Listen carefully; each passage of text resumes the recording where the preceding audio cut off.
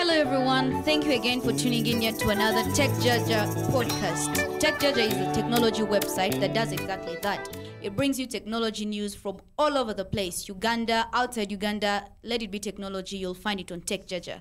My name is Daisy Atukunda, and as usual, I'm joined by the Techjaja crew. The two guys in the house are going to introduce themselves. Robert Ssebunya. I'm Roger Bambino, Editor-in-Chief at Techjaja. You didn't tell us what you do, Robert. I'm a features writer at Techjaja. Features writer. Yeah. And by the way, thanks for the previous podcast. You really did it well. Very welcome. The one where you were missing. Where he missed, actually. You were not even here. Accused of being a father. Yeah. You have a bunch of virtual babies. No, they told us you were on paternity leave. Apparently. I never knew you would have paternity leave on the internet. So maybe I was. Well, some paternity leave it was. You were so active on social media. All right. That's good. That's good. All right. Anyway, as usual, we bring you what is happening in the technology world and what is even not happening. Like Robert likes to say it, we sometimes, you geeks sometimes live in the future. True. So anyway, I want to talk about in today's show, I want to talk about the internet speed survey you guys carried out sometime last week. Wow. Yeah.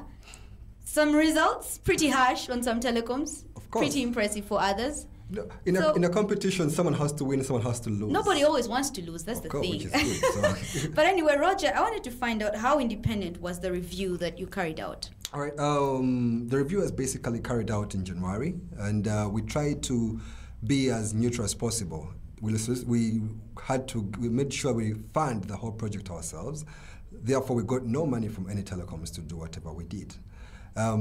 We set out to tell the public and inform the public what kind of services they're getting from all the different telecoms. So in terms of independence, it was a very independent review.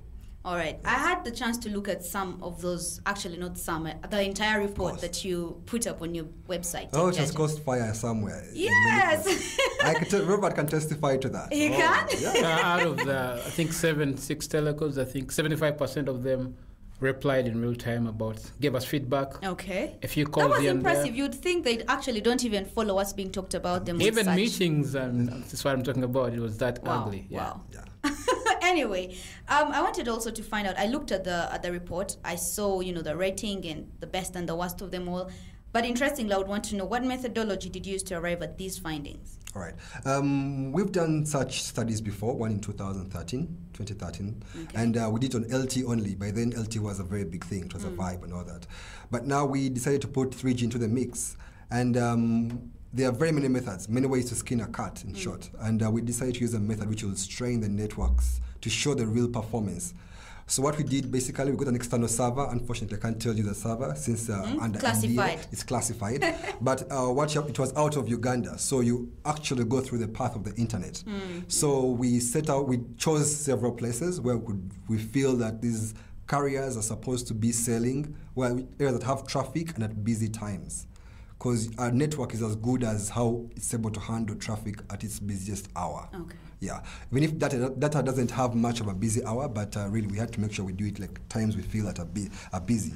So we got 5 laptops. We got all dongles from the different telecoms, sanctioned modems, MTN modem and MTN. By sanctioned, you mean? And a modem that MTN is selling in their shops. Sure. Okay. A modem that Smart Telecom is selling in its shop. All right. So that's what we did. We reset them, we loaded our data there, and we had software on the PC. I want to go into details of the software because for purposes of not being complex. Okay. The basic was that we talked to the server out of the country. We asked it to download a file, a specific size of a file, and it downloads the file, and we measure the speed. How big, say, this file? Like, what's the biggest? For 3G, we were going for 100 megabytes. Okay. And for 4G, we're going up to 500 megabytes. This is supposed to be a fast service. Yeah. So we did this over 5 times repetition. For each of the telecoms. Selected. To get an average. So imagine we have 5 places times 5 times all the 5 telecoms. That's the number of times we're doing all the repetitions. Sounds like a lot of work and a lot of investment. It is about a week, and the investment is about a big sum. A big sum. Yes. Classified as well. Classified as well. Anyway, so you've mentioned something about 3G, 4G. We've seen it a lot, heard about it a lot. Yeah. And I think this is something every internet user should know. what is 3G, what is 4G, what is LTE for a layman out there? To summarize, laywoman. Laywoman. Man, we'll keep it to man. For lay. All right, I want to summarize it. It's a very long topic, but initially we had 2G networks, which were very slow and were maxing out at 384 kilobits per second. 2G was basically a network for voice. It was never meant for packet. Oh, really? Packet services, yeah. So how did it turn out to be a data? Because by then we had what we called, I don't want to go into details, but there were okay, let's go back to 3G and 4G. Let's leave websites that required that, which is called WAP, and people had to use their phones. So by then we now with the advance in technology, what the body that governs all this called 3GPP got an existing technology known as CDMA and pimped it up. And they called it 3G technology, which is wideband CDMA. They got the CDMA and they put on a wider band, the same technology, and they're able to get higher speeds. And by higher speeds, we mean 3 Mbps, 3 megabits per second, down. Whenever you say a value of speed, it's always down. Okay. I don't consider up is always slow, so I rarely, unless you're uploading something, but we should talk about down, since people download movies anyway, not upload in Uganda. So then 3G evolved to 7.2 megabits per second, then it went on to 14.4 megabits per second, 21 megabits per second, 42 megabits per second. All that is 3. All that is 3G. Okay. And it has also gone up to 84 megabits per second, but no one has 84 right now. So far we have MTN, I think, and AfriCell that are doing 42 Mbps. I'm not sure about Airtel. Maybe they have. I'm yet to inquire, but the speeds don't show otherwise. Maybe I'll stand to be corrected on that. We tested these networks depending as is. If you have a 21 megabits network, it's what we tested. Okay. We're looking at 3G. Whatever type of 3G you deployed, we don't care. It's what you're 3G. Selling in the public. If you want it better, improve it. So that is the thing. 4G, we tested 4G the way it is. So if you want it better, you test 4G. So at 84 megabits per second, that is, most networks have not gone there. So they skipped that one and they went on to the fourth generation networks, which is long-term evolution. Or is that what LTE stands for? LTE is long-term evolution. All right. So LTE is it's classified as a 4G technology. And also WiMAX broadband is classified as a 4G technology, but WiMAX is now dying. So most WiMAX networks are going on to 4G. Actually, we wrote a report recently saying that we have information telling us that UCC itself is now reaffirming the WiMAX band, 2.6 band, to 4G, because it's what is recommended. The way we are having digital migration for TV, so from analog to digital, they are clearing a part of the spectrum for more LTE spectrum. So now it's also happening at a higher frequency of LTE. All right, so what I pick from what you're saying, Roger, speaking from a layman's angle, is that to say 4G is better than 3G. Far better than 3G, because with 4G you can hit theoretical speeds of up to 100 Mbps. And also 4G has its own classifications, the way we had 3G being classified. So 4G is barely supposed to begin at 100 megabits per second, but it depends on what kind of 4G you deploy. And no network in Uganda can go up to 100 Mbps per second. You seem very sure about that. I'm very sure about that. We've done these tests. All right, so I'm sure the person out there is now about to jump onto the next billboard, telecom billboard that says 4G. But before they do, could you tell us the fastest LTE network in Uganda, according to what you According to our results, the fastest LTE network, at least one that could hit the maximum, a very higher throughput than the rest, was MTN. 4G network. 4G, that is 4G. MTN performed very well in 4G. Perhaps I need to go back and tell you, when we were doing the tests, we had all the telecoms, the big players who matter anyway in Uganda. For 3G, we did on MTN, we did tests on MTN, we did Airtel, we did AfriCell, we did Smart, we did UTL. Okay. Yes. So, and for 4G, we went for AfriCell, we went for MTN, Smile, and latest entrant, Vodafone. Okay. Yes. All right. And these tests, according to the report I read, still, I'll keep referring to it because I really took some time to understand it for this show. Interesting. Which areas were these tests carried out, and why did you particularly choose those areas? So to put everyone on the playing field, everyone has to be participating in this. You won't go and hide you go to Ginger and assume you will test everyone's LTE speeds. Since whichever company comes in Uganda, they do their studies of the market, and they are sure they all start in Kampala. So we decided to go and test Kampala initially. And At least it's a place where you have neutral, where most operators are. So we went for places like in Tinda, out of Kampala. It's the farthest place we went. We went for places like CDB, inside Central Business District, near the post office, to be specific. We went for ShopRite, Lugoko. We went for Garden City. We went for Wandegea, places we think that will have a high traffic, where people are currently using the data the maximum. Okay. I know Robert is a little quiet, but I'm assuming he also took part in this survey. Well, team lead, text lead at this, so I just want people to know that you're still with us, yeah? Oh, really? He's alive and kicking. Okay, fine. I did ask the best that emerged in the 4G LTE category. Under 3G, which carrier emerged best? Perhaps to go back slightly on the 4G, MTN did very well. We were could you tell our listener which one came last? Yes, I mean, it's only fair. It's only fair that if all right, there are reasons why some people came last and why some came first. Maybe because some felt were biased via the locations we chose. Okay. Some felt were biased because some already have issues with their networks. Okay. Find a network like Smile is already having problems with their networks, interference issues, and they confessed to us. They told us this is the issue we're having, and we appreciate that. Also, AfriCell, they have the same issue. They have an interference problem because we reported this long time ago. It's there. So, in terms of coming last on 4G LTE, we have Vodafone was a bit there on the edge. But don't you think it's just because it's a new player in the field? I mean, in Uganda? True. They are still rolling out their network. They can be given any good excuse. We are fine with that. But we are just at the end of the article, we were sure that we said that we know that all operators are improving on their services, and we are sure they'll hit it. But you also have to look at the consideration of the places that were chosen. If you look at Wandegea, I mean, that's a peak area next to Makerere University. 40,000 clients around there, students. You expect all the telecoms to be at their best. ShopRite, Lugogo, where probably they have offices, Banks, all the big places. Yeah, shoppers and everything. And what else is there? Central Business District, Posta, Uganda. That's where Kampala is measured from. I mean, you get it. Yeah. So I think there's not a single excuse for someone being new as long as they roll the network and they're advertising in the papers. Okay, no, I'm sure, like you said earlier, some networks or telecoms were, a bit biased, and also, what remedies did you take to make the considerations fair? To make it fair, really, it's engineering. If I go in a place and you have no network, you'll have no network. You don't have no network. If I go in a place, I have network. Okay, to make it fair, of course, we had some radio experts during this survey, and they gave us specific thresholds to use to measure the signal level, a level at which you'll be able to have good service when you're having downloads and uploads, or downloads of your whatever you're downloading.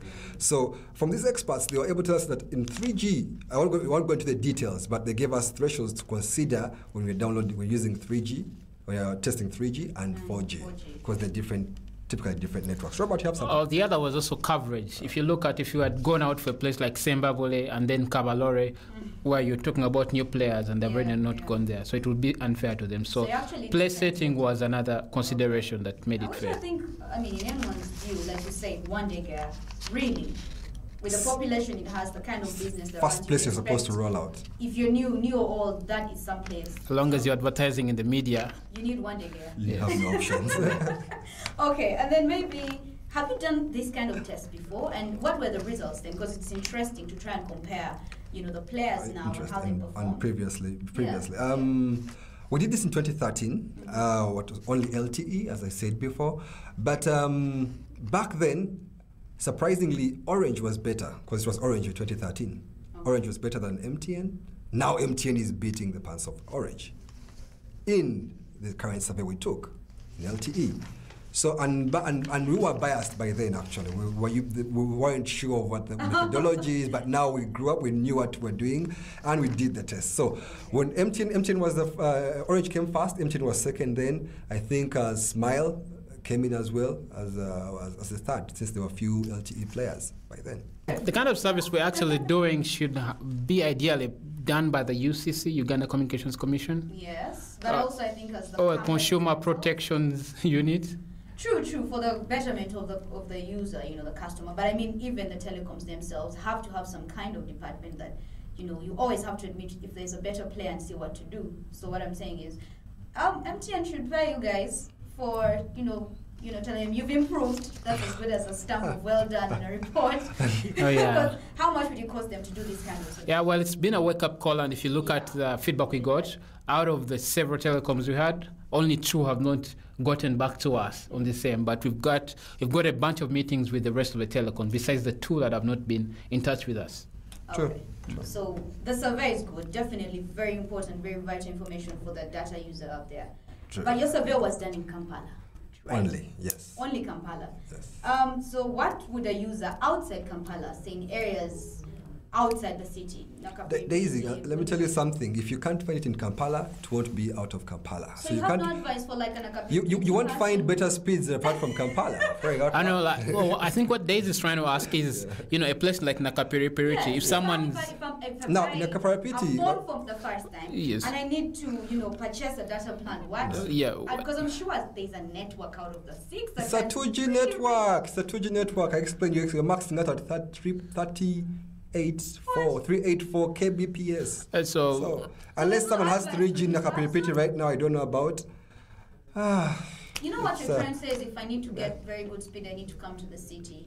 Well, the satellite option, people would use satellites. This is for mobile. So companies up there are using different solutions. You cannot fail to get it. Wherever you are, there's always a solution for accessing the internet.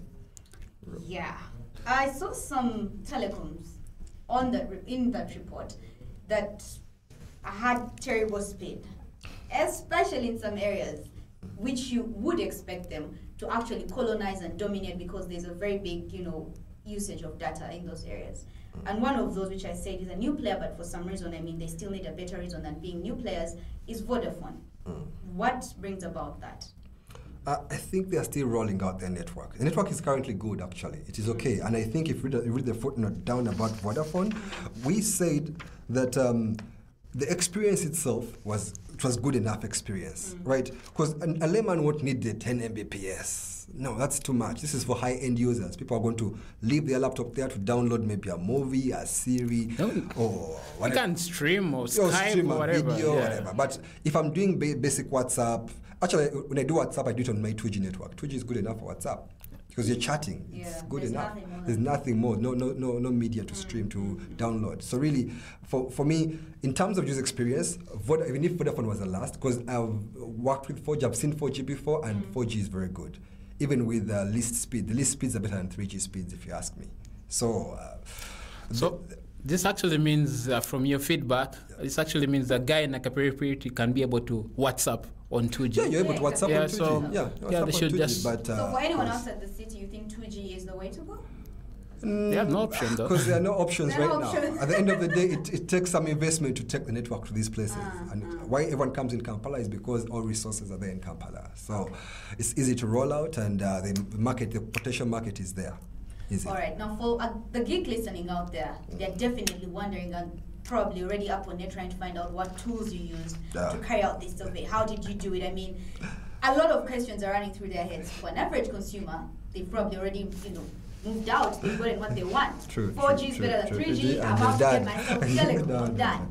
But for the geeks out there that actually tune into this thing and are devoted to Techjaja Podcasts, could you tell us the tools that you used to carry out this exercise, so that if any other group, any other team out there that wants to do the same exercise outside Kampala could emulate or use? Okay, there are many methods to skin a cat. Nowadays we have apps on our phones. There's one called Ookla Speed Test. You can do that. You've used that method before, and for us it's not reliable in terms of testing the actual resilience or robustness of the service we're getting from these carriers. So for us, we used a totally different method. First of all, you have to know where am I getting my signal from? What kind of signal quality am I having? That's a different tool altogether, right? Then you have to know how am I going to access my external server? That's a different tool altogether. Roger, could you just give them these tools? I mean, these are geeks. They will be able to Google and stuff. I have to make sure give I it out to them. everyone. Yeah. All right. For probably not understand half of it. Well, I could understand it. You actually have used some of them, like FileZilla, right? FileZilla is one of the best. The FileZilla, you can. It's a very good tool to give file you transfer tool. Speeds. Yeah. It helps you to transfer files from one server to another as you measure the speeds. I hope the geeks are noting this down. I hope so. Now we also have another tool that we had to get from some of our friends there. It's called Nemo. Nemo now gives you the speed, the actual signal strength, to make sure everyone is on the same playing field. Right. In terms of, because I know that between this signal strength and this signal strength, I expect this speed, but what are you giving me? And those are the results that you saw in the report. No. Any others, Robert? For the geek, No, I think Roger's really put it out there. And also, if any geek out there wants to play around with the tools or to play around with the data sets we put up, you can go on our website. The graphs are very interactive. You can be able to pick data from there. All right, that's Techjaja, right? Yeah, Techjaja. Yeah. Okay. So anyway, away from the survey and all that, we're all internet users, and I'm sure you guys that work with the telecommunications world use more internet than everybody averagely. You're always downloading stuff. Geeks are always, internet is like their second kid or something. Their wives. Their wives. Yeah. So, Roger, how would you compare the internet speed from back in the day and now? All right. Before 2009, internet was crap in Uganda. That is me. That's my opinion. It was crap. You could hardly download anything. Opinion of a telecom engineer, by the way. Now, with time, of course, there are more apps. Apps are being developed. New services are coming on, and they're demanding for more bandwidth. So after 2009, I think there was UTL and MTN that had 2G, which was, and also Airtel had 2G, I think, but it was too slow. Now 3G. I think UTL was the first to launch 3G network. Yes, which they still have up to now, I'm sure. So they increased the speeds, but now 2009 came in, Orange came in and opened up people's eyes. It's sad that they are gone now, but hopefully people who took it over can always maintain what they left behind. But when Orange came in, now everyone else woke up in the data market. Right? Sorry, I haven't taken you back in the 90s when internet was really slow. That is a boring conversation. I'm focusing myself on wireless internet. Yes. You were born, but... Were you born, Robert? Even the use cases, then probably Bank of Uganda is one of the few guys who had internet, and then Makerere. Yeah, true. Yeah, very few people who had the internet. Internet use cases. The bubble basically caught up around 2003 to internet cafes and stuff like that. Yes. When they're still big business. Probably. But who still goes to internet cafes now? People still do. Sure. I'm sure. But they have really died off, and it was my prediction this year. Would you imagine it would be a business that would at some point die out like that? Because most internet cafes, if you're using a wireless technology, you're using WiMAX, and I just told you WiMAX is dying. Yeah. Unless now you switch to 4G, whatever, because now the current networks are trying to bundle their because WiMAX is mobile unlimited. It's good for unlimited internet. That's why you see now Vodafone's packages are good. They're bringing out unlimited. They're bringing people unlimited. That unlimited way. What you guys are trying to say is by 2020 you want to hear of an internet cafe. Actually, that you're going for it. But the fact is, one, you have to understand, unless the use case of a normal Ugandan changes. Basically, from studio here, what do you do on a daily basis? You just search a website. You use your Facebook and Twitter. That's what Ugandans use. Besides us, who bake up breads from, the internet. But basically, a normal Ugandan checks Facebook, follows a link from Facebook. I don't see those people going to an internet cafe in the next 2 years, which are already doing. Actually, you'll find mainly students in internet cafes because they have no phones, mainly. Yeah. Speaking of students, Robert, I would like to know, most teens and twins, as the name has come up, use Facebook, always on Twitter, WhatsApp, the social media that has taken over. That's their life. Holiday starts, hooray, my phone, Facebook, Twitter, what's happening. But what's your ideal usage of the internet for them? Basically, I think the several services that they're not using. Like? I think your hobbies, you have to expand your hobbies. If you read, look out. Facebook as a hobby. I mean, our old school hobbies. Our old school hobbies.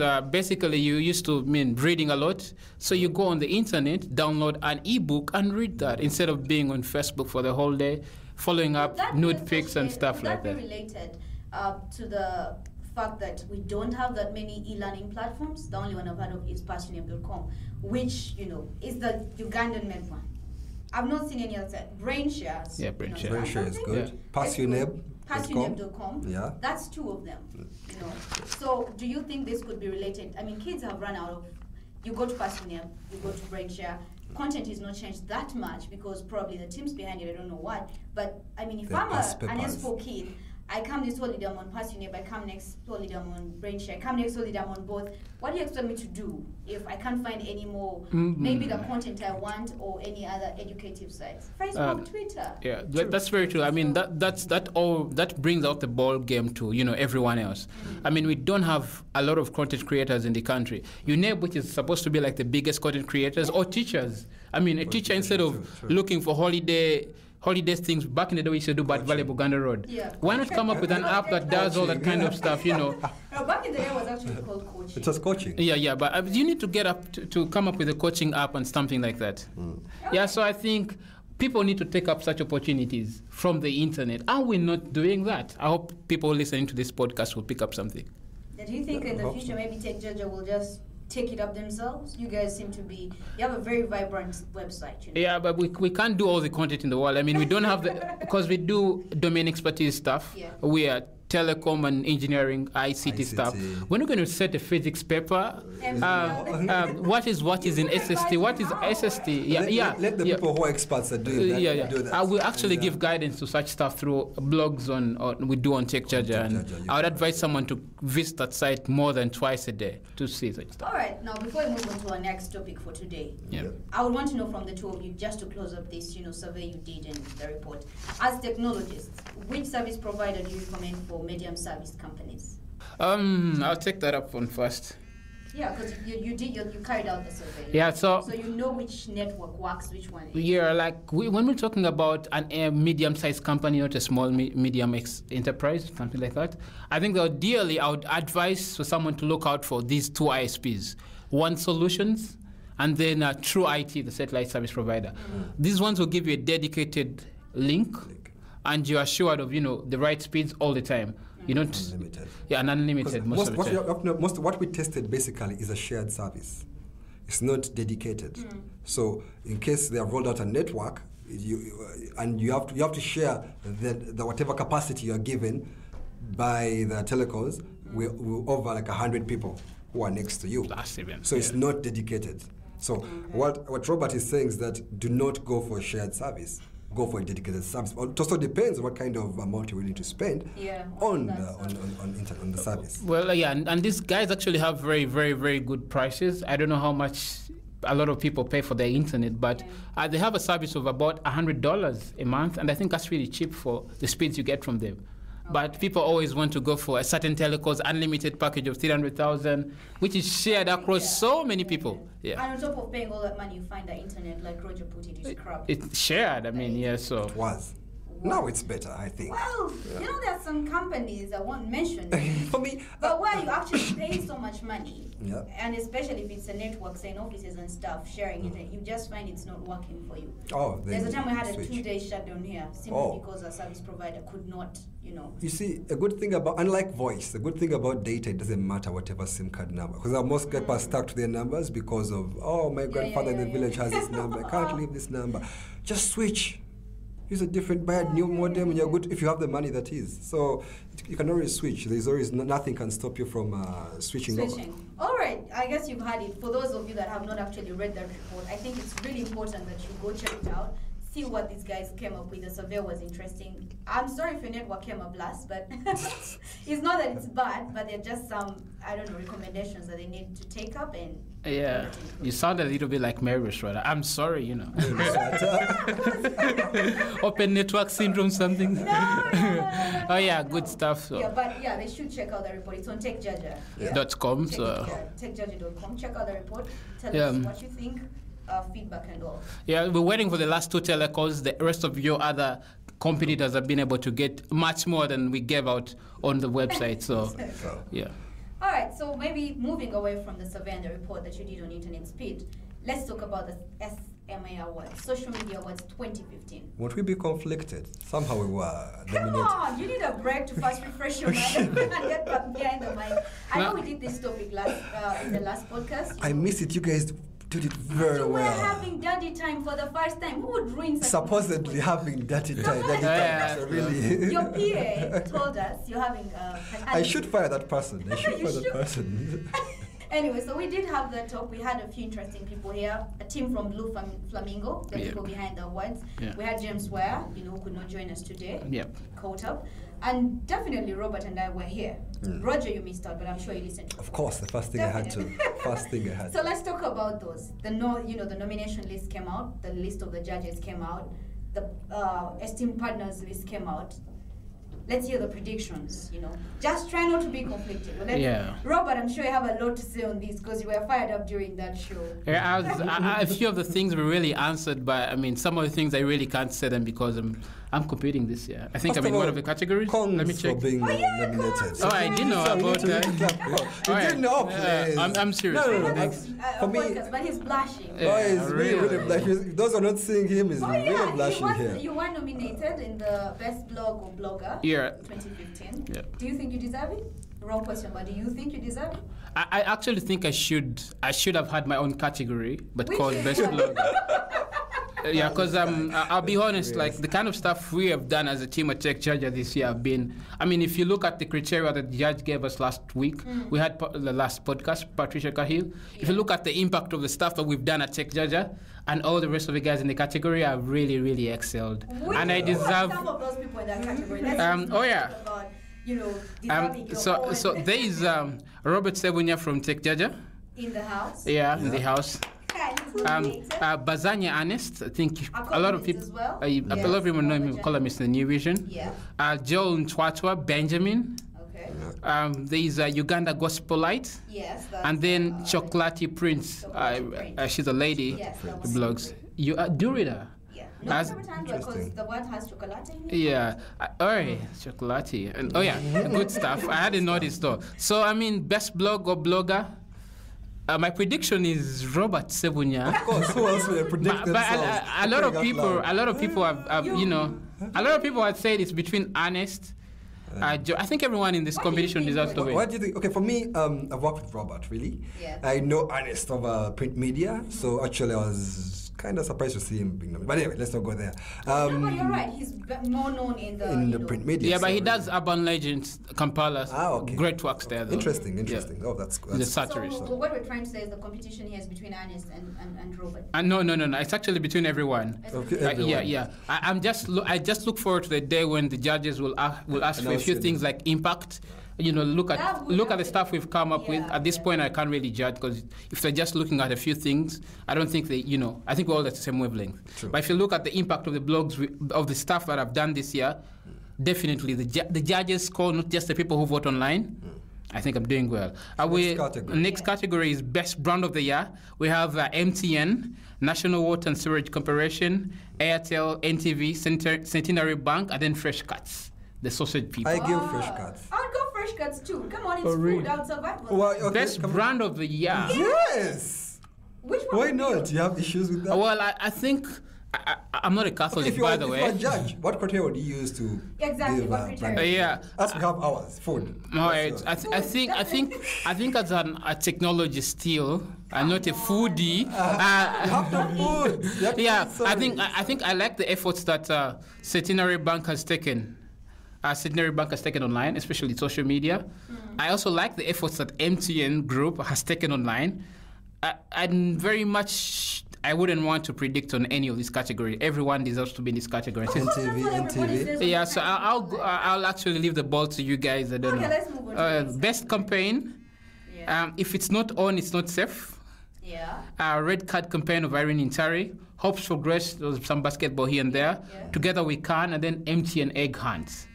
Which one? I can't. I'm a competitor in these categories. I can't really go on for it. Which one is that? Yeah. Best campaign. Yeah. somehow. It's not on, it's not It's not on, it's not safe. I would Why? totally Because give it that. I addresses mean, one of the biggest issues we've had in this country. HIV. Locodo. Sorry. Okay. HIV. Where we should go on, I don't know. No, it does. If it's not on, it's not safe. Safe. It's basically, urging people to take more care during their sexual activity. Although I feel it's a little bit inclined to, men, I guess maybe for the woman it should have been if it's not. I mean, yeah, if it's not on, it's not safe. Both Sounds. parties, I don't know if it's for women. It would be if it's not on, it's not safe. Forgive my. I mean, this goes a two-way. If it's not on for you, it's not safe for me. If it's not, it's a two-way campaign. I'll give it to that. I mean, aside from it addressing a very this campaign deserves it, and actually, it's the reason why I think we have these awards. Best crisis management, KCCA, MTN, Wumeme, Airtel, National Water and Sewage Corporation. I have a problem with that category. What? I think What's Robert the asked biggest a very important category? question last time, which I would assume he would. He said, what if between now and the awards, a company just decides to put up a crisis, with a very good crisis management plan, and bang, put themselves up in the nomination category. So really, I also have an issue with that category, and I also won't comment on it. I think National Water has really done a very good job online. Mm-hmm. They even have an app and stuff like that. What crisis was there? Crisis is something to solve. If there's nothing to solve, there's no crisis. From the Twitter handle, they always have problems they're solving every day. Sewage breakdown in Qatar. Magnitude of that's your job. A crisis is something when you go an extra mile. What about the time? Was it MTN? Did you guys receive your data or money or? That was a crisis, but now if you look at the current print, what is the media right now? There's a different story. Owns mobile money, so really. Now the problem shifted. I would give it to MTN. But the thing is, when they improve in one sector, they deteriorate in another. I would so give MTN back. Yeah, so I think Wumeme is also doing a great job. They have a toll-free number for people to call in case of crisis. Since 20, I don't know. Yeah, so I mean, they solve things on a daily basis. Government entities always should have those numbers. It's actually a shock that some don't. I don't think Wumeme really. So that category from the team at Techjaja, I think is still open to everyone. Best customer care, very good initiative here for the country. Centenary Bank, MTN, Wumeme, Airtel, National Water and Sewage Corporation, and then NSSF.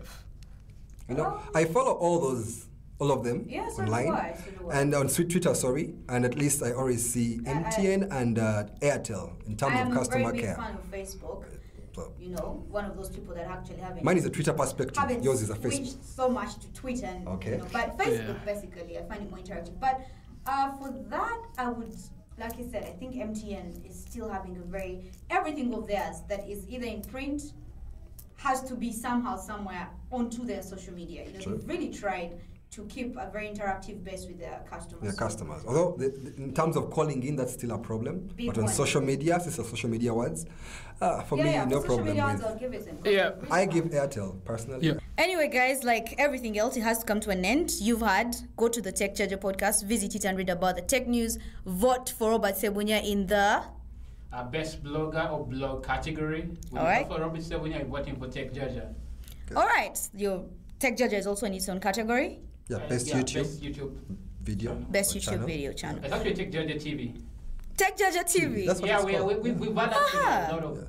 Topic for another day. The name was planned for a long time, for a long plan. So there's a big plan here. Techjaja TV. Yeah, that's the channel name. Oh, you guys really live in the future. Videos on BBC that, So taken to BBC. Impressive. Yeah. The Kira EV, we pioneered it. It has a lot of views and stuff like that. We have sold Uganda to the rest of the country. Jeez. Okay. Yeah. Well, there'll be more of that in the next podcast. But until next time, thank you so much for listening to us. And as usual, I've been Daisy Atukunda, and I've been joined by the usual Techjaja crew members. Robert Ssebunya, at Rob Ssebunya. On Twitter, I just changed my Twitter handle. You can find me on Facebook, and that's where I hang out and chill. So. And this is Roger Bambino, at Rojek, that is ROJEKK, editor-in-chief at Techjaja. And that's all. And not a daddy, just to confirm. Virtual daddy. Thank you so much, guys, for joining us. Until next time, thank you so much. Adios.